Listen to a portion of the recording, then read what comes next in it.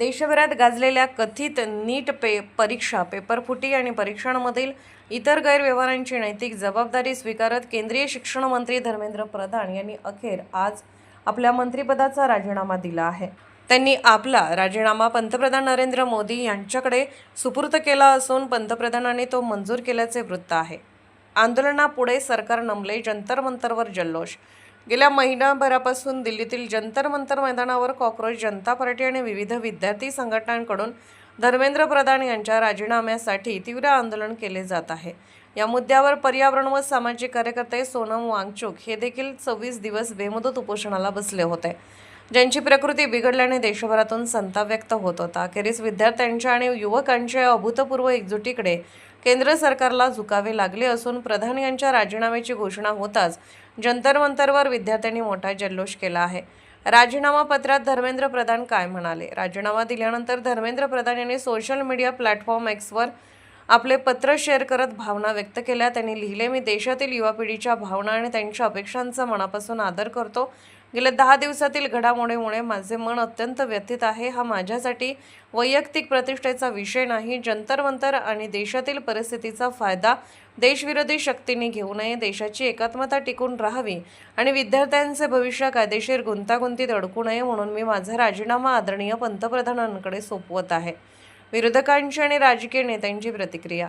धर्मेंद्र प्रधान यांच्या राजीनाम्यानंतर विरोधकांनी केंद्र सरकारवर जोरदार निशाणा साधला आहे। ज्येष्ठ नेते शरद पवार यांनी प्रतिक्रिया देताच हा देशातील युवा शक्तीच्या एकजुटीचा मोठा विजय असून शेवटी देशातील लोकशाहीने काट टाकली आहे असे विधान केले। तर खासदार सुप्रिया सुळे यांनीही शांततापूर्ण मार्गाने लढणाऱ्या सर्व विद्यार्थ्यांचे आणि आंदोलकांचे अभिनंदन केले आहे। लोकसभा विरोधी पक्षनेते राहुल गांधी यांनी देखील यापूर्वीच प्रधान यांच्या राजीनाम्याची मागणी लावून धरली होती।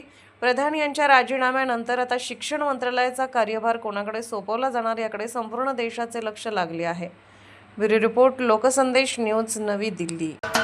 महाराष्ट्राचे सर्वमान्य दैनिक समर्थ गावकरी अहमदनगर, पुणे, नाशिक, जळगाव, धुळे, नंदुरबार, सोलापूर, कोल्हापूर, सांगली, सातारा, मुंबई, ठाणे, पालघर, रत्नागिरी, रायगड, सिंधुदुर्ग, नांदेड, उस्मानाबाद, बीड, औरंगाबाद, नागपूर, गडचिरोली, भंडारा, गोंदिया, अकोला, यवतमाळ, बुलढाणा येथून एकाच वेळी प्रसिद्ध होणारे एकमेव दैनिक, सर्वसामान्य जनतेचे खुले व्यासपीठ।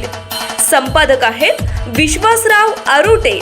मोबाईल नंबर आहे 94 23 38 85 08। दुसरा मोबाईल नंबर 94 23 46 72 72। तिसरा मोबाईल नंबर 75 88 15 0001। वेबसाईट आहे sgavkari.com। मेल आयडी आहे aklgavkari@gmail.com।